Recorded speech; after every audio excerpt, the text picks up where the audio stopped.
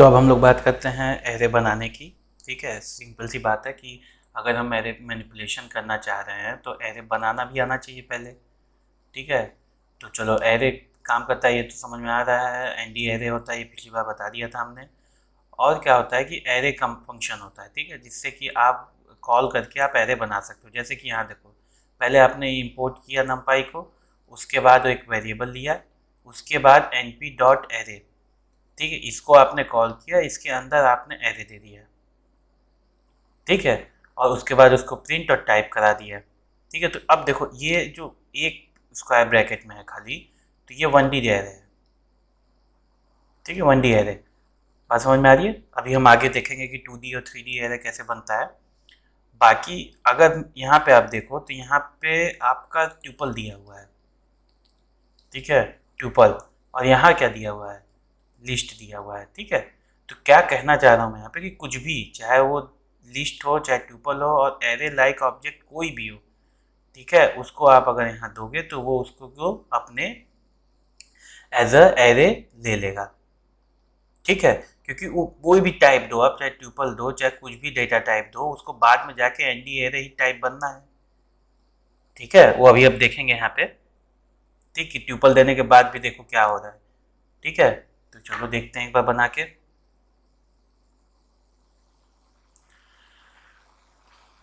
तो हम पहले क्या करेंगे, इंपोर्ट नमपाई तो हम पहले भी कर चुके हैं, उसी में है, तो अभी ज़्यादा उसमें आगे न करते हुए सीधे सीधे एरे लेते हैं।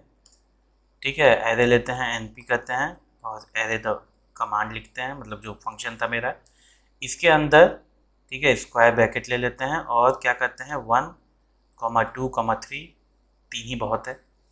ठीक है, ये हो गया हमारे पास। अब ये एरे वेरिएबल में सेव हो चुका है। अब मैं अगर प्रिंट कराऊँ इस एरे को, ठीक है, तो क्या आएगा 1 2 3। ठीक, अब देखो क्या होता क्या है कि अब अगर मैं इसका टाइप देखूँ, ठीक है, टाइप, क्योंकि आपको पहले से ही पता है कि जब कुछ ना समझ में आए तो टाइप दबाओ। ठीक है, टाइप देखो तो ये एनडी एरे में है। ठीक है, मतलब एन नम पाई का एन डायमेंशनल एरे है। ठीक है, अब अगर इसी चीज़ को अगर मैं यहाँ पे कॉपी करता हूँ, नीचे करता हूँ, ठीक है, इसको मैं यहाँ पे देखो, एक तो फंक्शन के अंदर दे रहा था, वो तो पैरेंथेसिस रहेगा ही। यहाँ पे मैं क्या करूँ, यहाँ पे भी मैं पैरेंथेसिस दे देता हूँ। ठीक है, अब एरे की जगह पे मैं एरे 1 कर देता हूँ। चलो, अब अगर मैं सेम चीज़ करूँ, ठीक है, अगर मैं सेम चीज़ करूँ और दोनों को एक साथ ही कर देता हूँ, क्योंकि एक बार आप पहले देख चुके हो तो दोनों को एक साथ कर देते हैं। ठीक है, एरे 1 कर देता हूँ। अब देखो ज़रा, ये भी उसी तरीके से दिखा रहा है। ठीक है, 1 2 3 ये भी उसी तरीके से दिखाया जब मैंने लिस्ट दिया, और जब मैंने ट्यूपल दिया तब भी उसी तरीके से दिखाया। और क्लास क्या बना इसका है, मतलब डेटा टाइप क्या बना, numpy dot N D array. मतलब आप कोई भी एरे लाइक स्ट्रक्चर दोगे तो वो क्या करेगा, उसको एन डी एरे में कन्वर्ट कर देगा। ठीक है, और अपने एरे वेरिएबल में उसको स्टोर कर देगा। ठीक है, चलो अब देखते हैं अगला क्या कह रहा है। अगला ये कह रहा है कि स्केलर भी आप ले सकते हो। स्केलर का मतलब कि सिर्फ एक वैल्यू। ठीक है, अब ये एक वैल्यू का मतलब ये भी, ये किस में आएगा, ये 1D एरे में आ जाएगा। ये भी 1D एरे में आ रहा है और ये भी 1D एरे में आ रहा है। ठीक है, ये कॉमन है सबसे, मतलब कह रहा है ना कि बेसिक एरे है ये। ठीक है, बाकी इसको 0D भी कहते हैं कई बार। अगर कोई पूछे कि 0D और 1D में अंतर क्या है, तो वन मतलब इसमें क्या हुआ, 1 रो कॉलम भी 1। इसमें क्या हुआ, कॉलम का कुछ पता नहीं, कितना भी हो सकता है, रो क्या होगा 1। ठीक, 2D का मतलब सीधा सीधा है कि रो ग्रेटर देन इक्वल टू, नहीं ग्रेटर देन इक्वल टू, चलो 2, और कॉलम भी ग्रेटर देन इक्वल टू 2।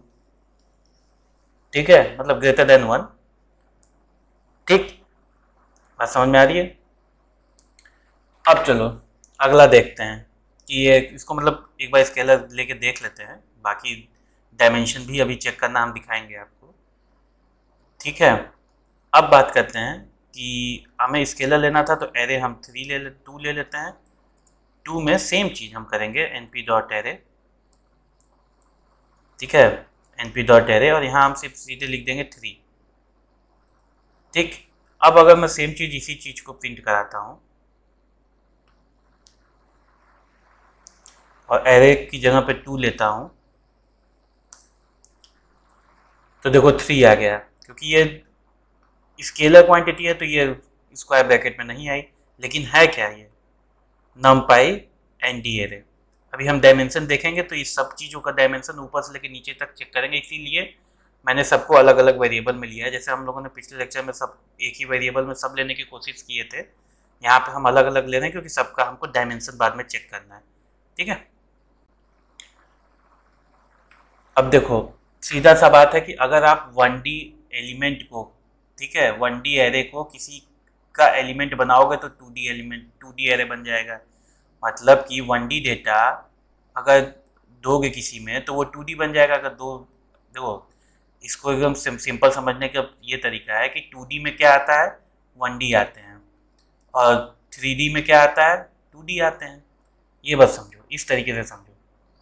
ठीक है, कि 2D में कौन से डेटा होंगे, 1D डेटाज होंगे, और 3D में कौन से डेटाज होंगे, 2D डेटाज होंगे।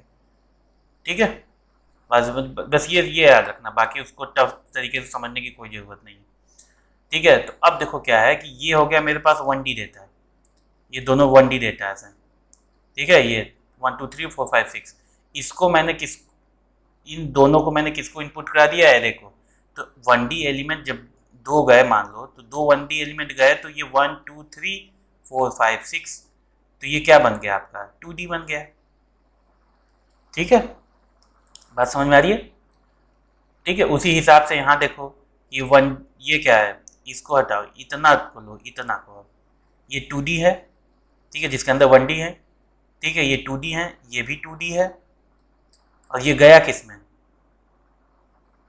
ठीक है, यहाँ से लो, ये गया किस में, तो ये बन गया 3D। इन दोनों को एक जगह पर मैंने इकट्ठा कर दिया तो क्या बन गया, 3D बन गया। ठीक है, अभी इसको बना के देखते हैं। अब डायमेंशन के लिए सीधा सीधा कमांड है, जो भी आप वेरिएबल बनाए उसके आगे एनडीम लिख दो, वो आपको उसका डायमेंशन बता देगा। ठीक है, बात समझ में आ रही है? तो चलो अब देखते हैं कैसे कैसे क्या हो रहा है। तो सबसे पहले हम डायमेंशन चेक करते हैं इसका। ठीक है, तो पहले हम प्रिंट करेंगे एरे का डायमेंशन। ठीक, एरे का डायमेंशन हम चेक करेंगे। देखो मैं कहना क्या चाह रहा हूँ कि एरे का डायमेंशन हम लोग पहले चेक करेंगे, उसके बाद हम देखेंगे कि ये कैसे बनता है, फिर इसका भी डायमेंशन चेक कर लेंगे। ठीक है, तो चलो एन डायमेंशन हमने एरे का चेक किया। एरे देखो ये हमारे पास है, क्या देता है, चलो देखते हैं।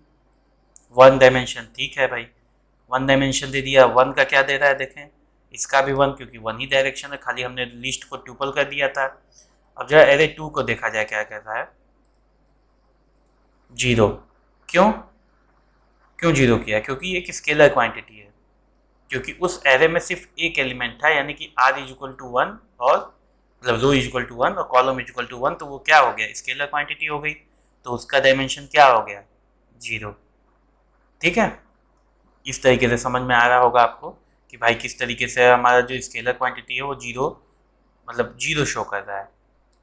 ठीक है, अब बात करते हैं कि 2D एरे कैसे बनाते हैं। देखो सिंपल सी बात है, एरे 3 ले लो, 2 तक तो यूज कर चुके हैं हम लोग शायद, हाँ, तो 3 ले लो। एरे 3 लिया हमने, देखो चीज़ें सेम है। अब इसको मैं, देखो कई बार क्या होता है ना कि कंफ्यूज हो जाते हैं, तो सबसे पहले अगर 2D बनाना है तो क्या करो, स्क्वायर ब्रैकेट 1 लिखो। ठीक है, इसके नीचे करो कॉमा इसके बीच में, और आओ इसके लेफ्ट में और एक और स्क्वायर ब्रैकेट बनाओ। ठीक है, एक और स्क्वायर ब्रैकेट बनाओ, सॉरी इस तरीके से एक स्क्वायर ब्रैकेट बना लो, तो 2। ठीक है, तरीका समझ में आया कैसे किया हमने, एक बार और करके बता दे रहा हूँ कैसे बनाना है। सबसे पहले एक स्क्वायर ब्रैकेट लिए, बीच में उसके कॉमा लगाए। ठीक है, 2D बनाने के लिए 1D से, फिर क्या किया, फिर मैंने स्क्वायर ब्रैकेट लगाया 2 और उसके अंदर गया। अब यहाँ पे मैं लिख दिया 1 2 3। ठीक है, फिर मैं कॉमा के इधर आया, कॉमा के इधर आने के बाद फिर मैंने स्क्वायर ब्रैकेट लगाए, और फिर मैंने क्या कर दिया 4 5 6। ठीक है, इस तरीके से आप बनाओगे। और अब अगर प्रिंट कराऊं मैं,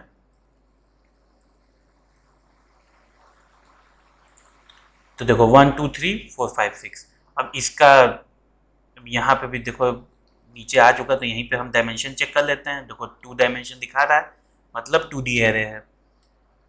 ठीक है।